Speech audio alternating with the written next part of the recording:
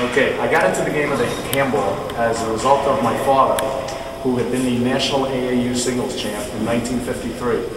My father played handball 4 to 5 times a week, consistently, and due to his great stature as a player, I got to know many of the Hall of Fame players.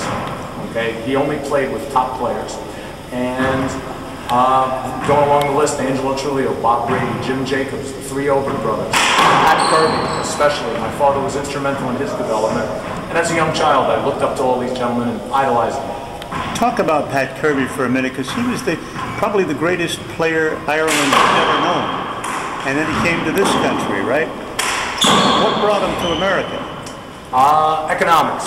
Okay, Pat was the oldest of, I believe, 7 brothers, and he came over here looking for work.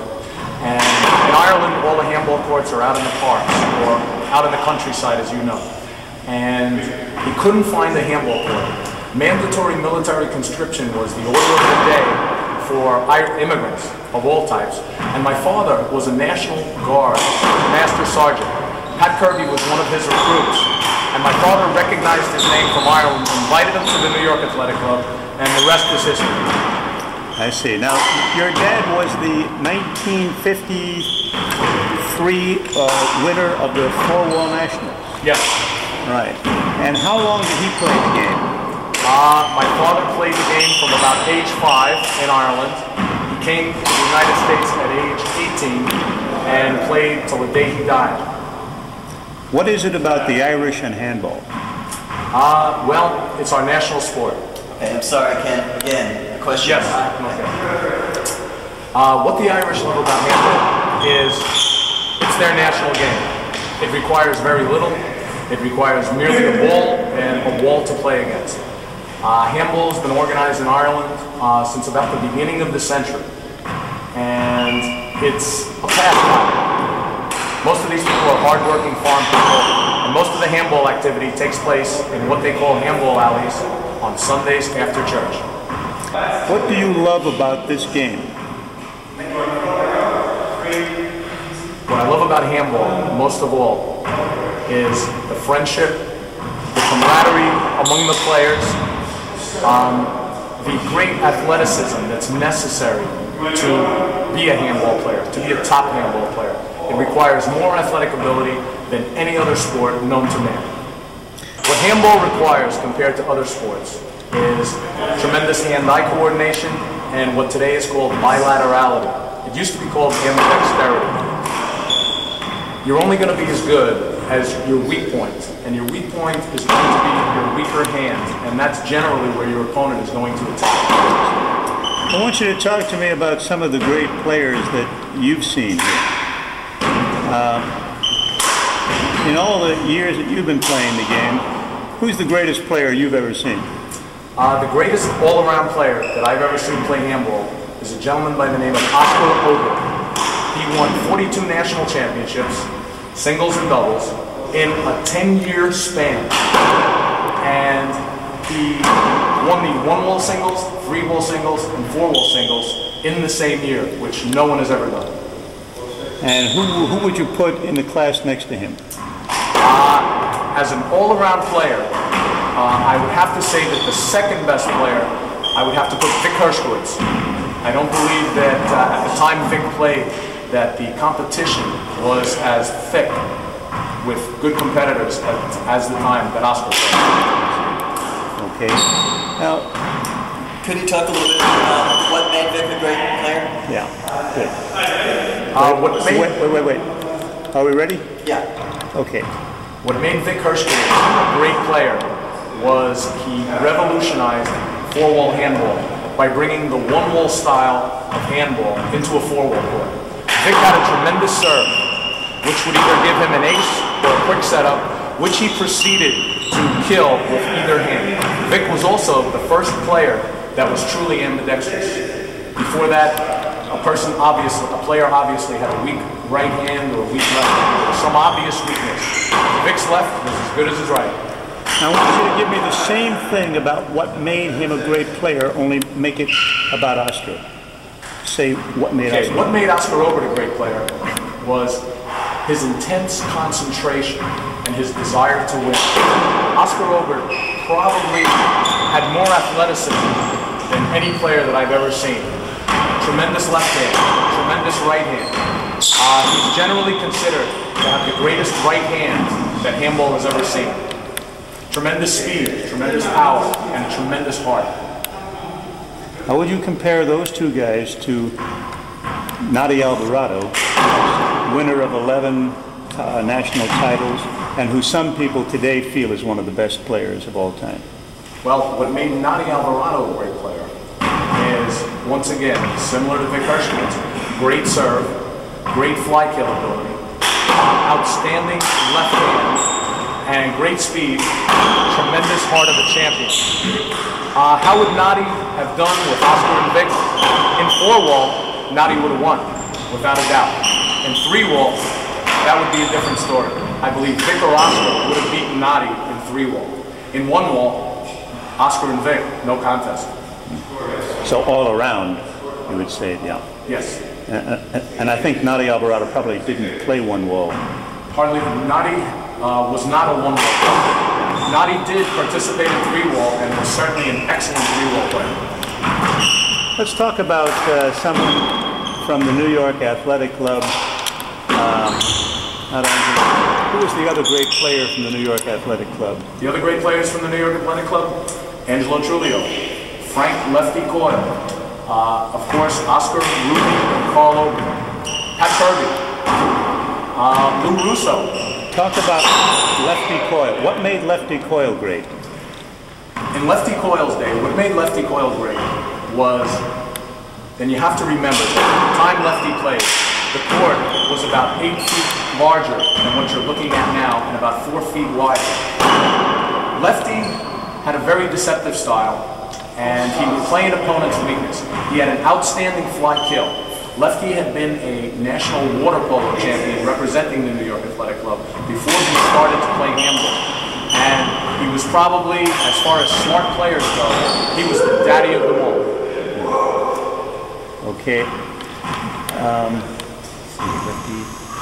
Angelo Trulio. Angelo Trulio. What made Angelo Trulio such a great player was mainly his conditioning. He played on a very large court, similar to Frank Coyle. And Angelo would literally play 15 to 20 games a day in his heyday. He would do 1,200 sit-ups a day, even at age 60 when I knew him. And he had an unbridled enthusiasm for the game. And mainly was a great volleyer, a control player, which on the large court was the name of the game at that time. Ken Ginty Sr. Tom Ginty. Tom Ginty, I'm sorry. Okay. What made Tom Ginty a great player was his outstanding power, his outstanding left hand. At that time also, the court was a lot bigger. My father had a fair right hand at best, but he could keep the ball deep with his right hand. He was a natural left-hander, tremendous desire to win, and his ability to hit the ball harder than any player of his time. What was it like when he first took you on the court? Is that relating to that door? The period ended. Every 45 minutes, that's going to happen. Oh, okay. What was it like when he first took you on the court? Do you remember that? As a matter of fact, the first time that I was on the court by myself. As a matter of fact, right where we're standing. And my job was to retrieve balls that went into the gallery when my father and these other great players were playing. I got tired of watching, and I decided that the only way I was going to get my father's attention was to play this game and to beat him out. And how long did it take you? Actually, I was beating him by the time I was about 11 years old, but I didn't know that he was letting me win. I see. And what is your great strength as a player, Ken? You've got national titles, you've got regional titles. What makes you a great player? What makes me a good player is I have a strong serve, I have a more than adequate opposite hand, and I have developed the fly kill under the coaching of Oscar Obert and Lou Russo, who are two of the best fly shooters ever. The fly game is my real strength. I want you to talk about Lou. Lou Russo. About Lou Russo's game. Lou Russo is one of the most tremendous handball players ever to play handball. A small man of physical stature, but a tremendously strong man, very fast. A natural left-hander who played handball right-handed as a dominant hand. Tremendous server, tremendous fly shooter, good volleyer, excellent all-around game, and very good control of his emotions. What was it about Lou that made him rephrase that? What did Lou Russo bring to the game of handball that made him such a legend?